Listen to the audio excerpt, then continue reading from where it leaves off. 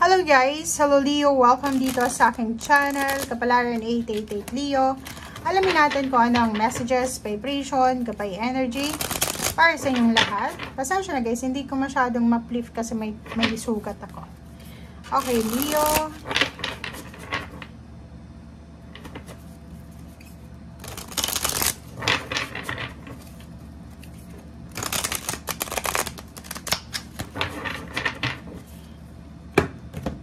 Okay, Leo. Thank you doon sa mga Leo na patuloy na nanonood dito sa aking channel, guys. Nagko-comment, nag-share ng kanilang mga experiences, nakaka-relate. Thank you guys sa inyong lahat. So, tingnan natin yung weekly tarot reading nyo. Ito ay general reading, so pwede kang makaresonate dito. Gamitin natin ang ating intuition.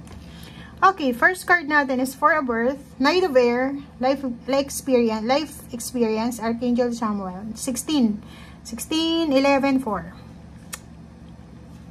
Okay, nakikita ko sa'yo dito na kinakailangan mo, Leo, na maging matipid sa linggong ito.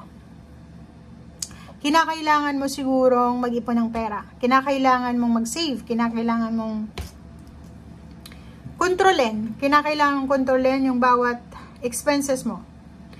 Or sinasabi ng bara sa'yo dito na iwasan natin. Iwasan natin yung sobrang mabilis na decision making. Like may gusto kang bilhin. Iwasan mo yung pagdesisyon sa mga bagay-bagay na hindi mo pinag-iisipan. Okay? Take time to carefully review sa mga options, choices, or kung naman to na decision na kailangan natin gawin.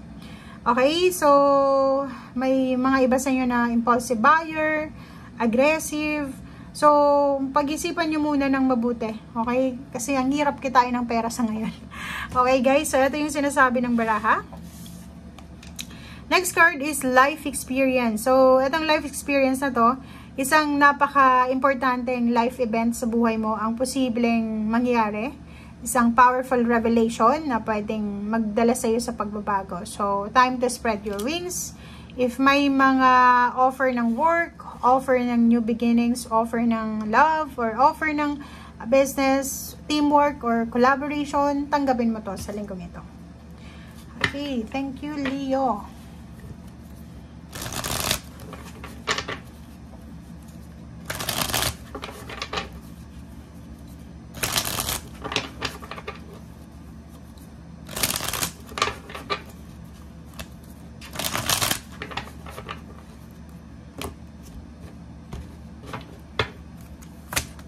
Okay, 10 of Swords.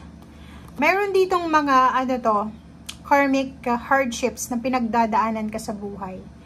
Kung napanood mo yung reading mo for the second half ng January 2024, yun yung sinasabi dito, diba? May mga karmic hardship tayo na kailangan pagdaanan sa buhay. And etong barahang ito ay nagsasabi sa'yo na posibleng tapos na ito. Or ang barahang ito ay nagsasabi sa'yo, Leo, na malapit na siyang matapos. Or malapit ka na doon sa endings. Okay? So, if ever man na nagtatry kang mag-move on, nagtatry kang magsimula ng bagong buhay, or pwedeng may mga nakaaway ka, may mga kasamaan ka ng loob, siguro sa linggong ito is kailangan mo na siguro ng closure.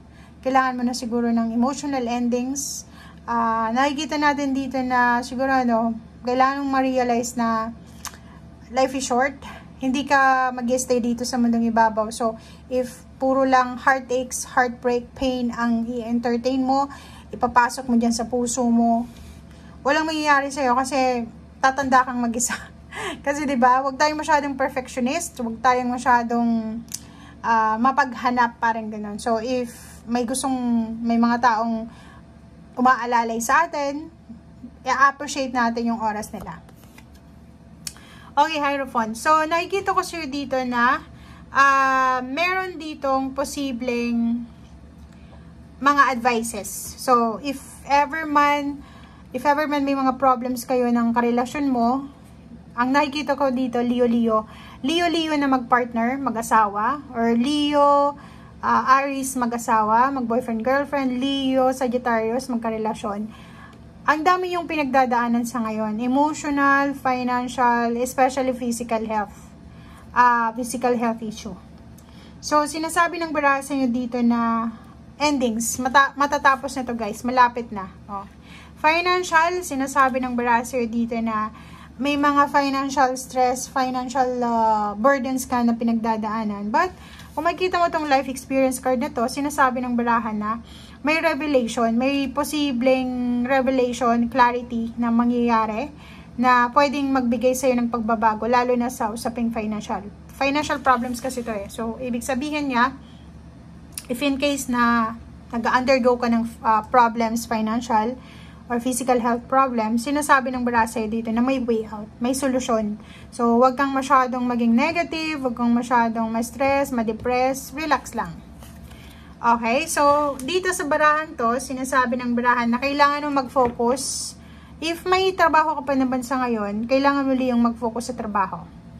Mag-focus ka sa usaping pera, if ang problema mo is pera. Mag-focus ka sa relationship kung ang problema mo is relationship. Huwag mong masyadong i-multitask yung bagay-bagay sa buhay mo. Huwag kang masyadong humawak ng responsibilidad ng sobra-sobra. So, kailangan mong i-focus muna ang sarili mo, priority muna. Yun yung sinasabi ng baraha.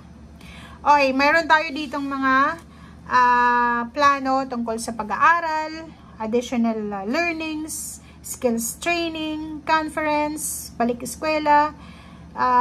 May iba sa inyong nagpaplanong makipag-collaborate, mag-business, magsimbulang maging self-employed. May iba ditong naghahanda para sa pagpapakasal. May iba ditong ang focus is makahanap ng taong pwedeng umalis or maging help sa kanya or tumulong sa kanya para makaalis siya sa financial problems. And Knight of Swords, sinasabi na ang dami-daming new ideas, information, solusyon sa posibleng pinagdadaanan mo, especially heartaches, pain, or betrayal. So, etong Empress na to, sinasabi ng Empress na take care of your body, take care of your mind, take care of your ideas. Kasi, ang dami mong posible, yun nga, di ba? May revelation ng truth, power of truth ito eh. Kasi may mga katotohanan na pwedeng lumabas sa linggong ito na magpapalaya sa'yo, magbibigay sa'yo ng abundance, prosperity, physical health recovery, or kung ano pa man siya. So, nakikita ko sa'yo dito na may iba sa inyo naghahanap ng karelasyon, may iba sa inyo ditong unexpected, makakatagpo ng isang tao na willing kanyang suportahan sa financial needs mo and at the same time sa financial. Wow, ang galing. So, kung makikita mo dito, yung pera, yun talaga yung pinaka-focus nyo sa ngayon. Ang focus nyo ngayon is mahanap yung solusyon sa problema pinansyal. Ang focus nyo ngayon is mahanap yung clarity sa usaping financial. Ang focus nyo ngayon is makaalis sa mga sama ng loob, sa utang, sa kung ano pa man. Okay guys, thank you for watching and see you again. Bye!